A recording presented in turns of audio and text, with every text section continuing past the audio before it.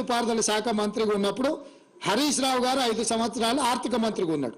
అంటే ఈ ఒప్పందాలు కానీ, ఈ చట్టాలు కానీ, ఈ నిధులు కానీ, నిధుల కేటాయింపు కానీ, ప్రాజెక్టులను కేంద్ర ప్రభుత్వానికి స్వాధీనం చేయడానికి జరిగిన తతంగమంతా మామ అల్లుళ్ళు మంత్రులుగా ముఖ్యమంత్రిగా ఉన్నప్పుడే జరిగిన ఆధారాలు పూర్తిగా ఈరోజు తెలంగాణ ప్రజలకు మీ ద్వారా వివరించదలుచుకున్నా.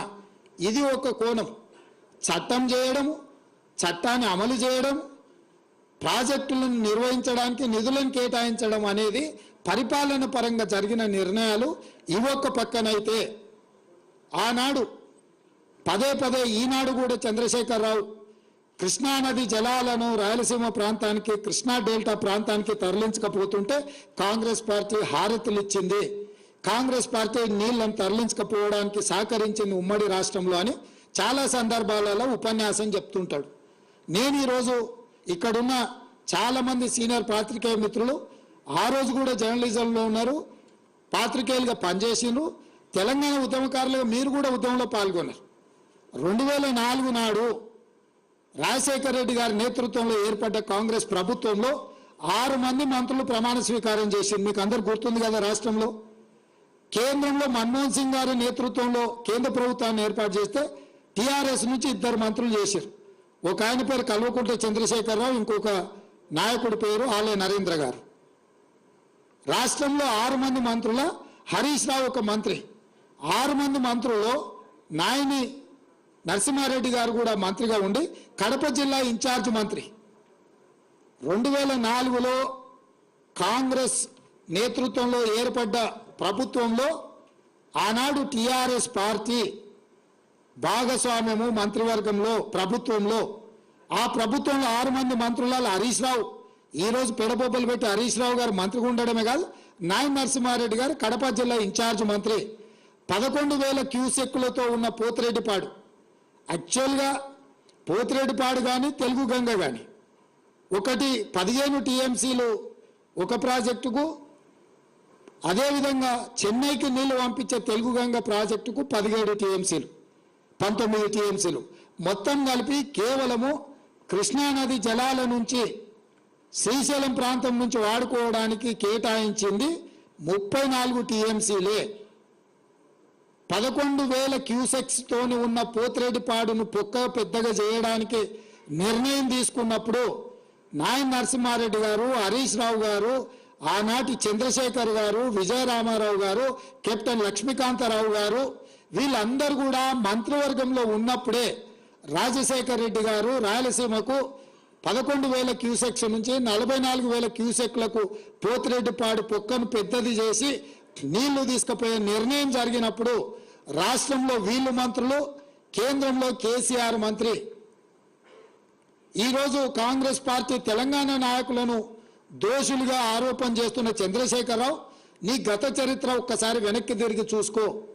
పోతిరెడ్డిపాడు ద్వారా అత్యధికంగా నీళ్లు తరలించుకెళ్లాలని నిర్ణయం జరిగినప్పుడు ఆనాటి నీ సహచరుడు నాయన నరసింహారెడ్డి గారే కడప జిల్లా ఇన్ఛార్జ్ మంత్రి. నీ అల్లుడు ఆనాటి మంత్రివర్గంలో మంత్రులు.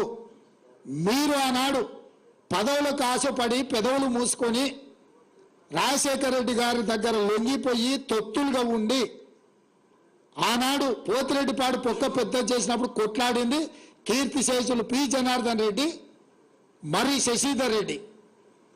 హైదరాబాద్ బ్రదర్స్గా తెలంగాణకు తీరని అన్యాయం జరుగుతుందని పోతిరెడ్డిపాడు ద్వారా నీళ్లు తరలిస్తే తెలంగాణ ఎడారిగా మారుతుందని కొట్లాడింది తెలంగాణ కాంగ్రెస్ పార్టీ నాయకులు పి జనార్దన్ రెడ్డి, మర్రి శశిధర్ రెడ్డి.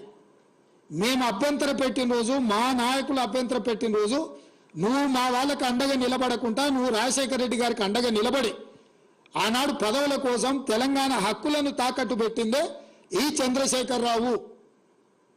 ఇవాళ ఆ 44,000 క్యూసెక్స్ని 80,000 క్యూసెక్స్కి జగన్మోహన్ రెడ్డి మళ్ళీ వచ్చిన తర్వాత వీటిని పెంచడానికి ప్రయత్నం చేసిండు.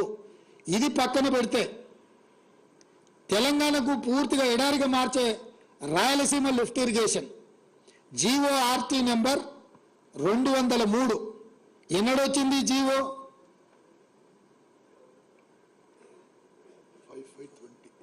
5520 ఎస్ జీవో నెంబర్ 203 5 May 2020 నాడు ఈ టెండర్ పిలిచిండ్రు. ఈ జీవో వచ్చింది అంటే దాదాపుగా పర్ డే 8 TMCని తీసుకెళ్లడానికి రాయలసీమకు స్పష్టంగా Andhra Pradesh had issued GO RT number 203 dated 5/5/2020 to take up Rayalaseema lift irrigation to draw 92,592 cusecs అంటే 8 TMC per day. 8 TMCలు రాయలసీమ లిఫ్ట్ ద్వారా పోతిరేడుపాడు పక్కనే ఇక్కడి నుంచి నీళ్లు తరలించడానికి FRL లెవెల్ 797 అంటే కుండకు సైడ్ నుంచి బొక్క పెట్టలే, కుండ కింది నుంచి బొక్క పెట్టాడు. రాయలసీమలో 834 feet లెవెల్లో నీటి నిల్వ ఉంచాలి అని అంటే 797 feet దగ్గర అంటే బురద కూడా